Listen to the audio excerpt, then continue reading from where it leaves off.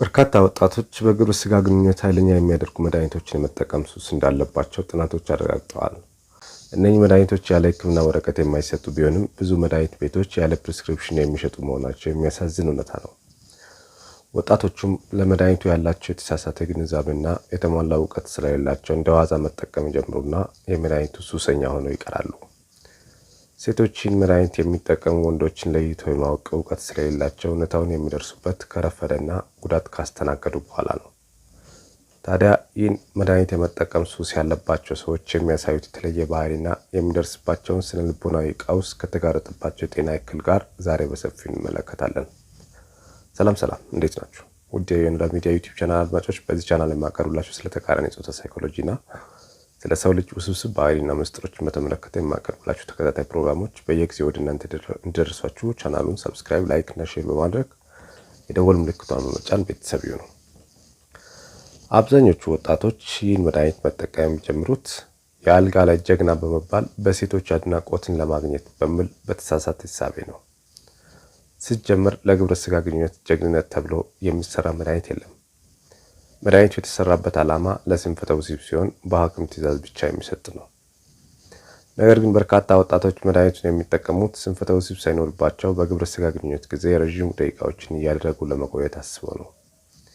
ይህ ደግሞ ሴቷን ለመቋቋም የሚከብዳትን ህመም እንድታስተናግድ ያስገድዳታል። ይህን የስነ ልቦና ባለሙያዎች ዲስቶርትድ ኤክስፔክቴሽን ብለው ይገልጹታል። ፍጹም የተሳሳተና አጥፊ እሳቤ ነው።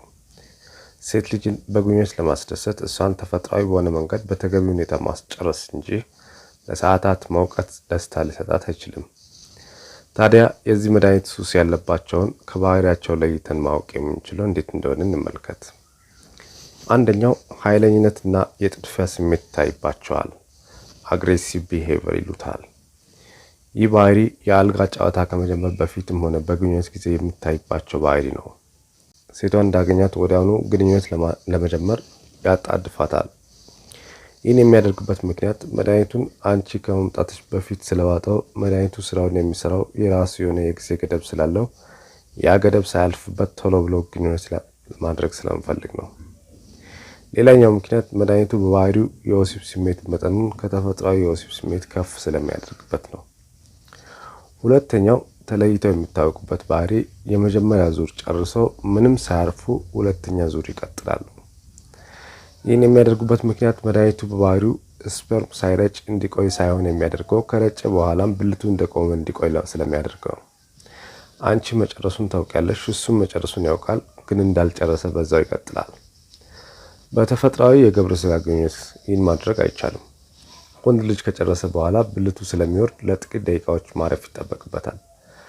በእርግጥ አንዳንድ ወንዶች በተፈጥሮ ከፍ ያለ ኃይለኛ ስሜት ስላላቸው ጨርሰውም ሳያርፉ የሚቀጥሉ አሉ፣ ግን ጥቂት ናቸው። ከዚህ ጋር ተያይዘው የሚነሳው ባህሪ ግንኙነት የሚያደርጉበት መንገድ እርጋታ የሌለውና ከፍተኛ የሆነ ኃይለኝነት ያለበት ነው። ነገርየው በፍቅር የተቃኘ የግብረ ስጋ ግንኙነት ሳይሆን የጸብና የበቀል ድብደባ ነው የሚመስለው። የአንቺን ስሜት በፍጹም የማንበብ ወይም የማዳመጥና ፍላጎትሽን ለማርካት የሚያደርጉት ጥረት የለበትም።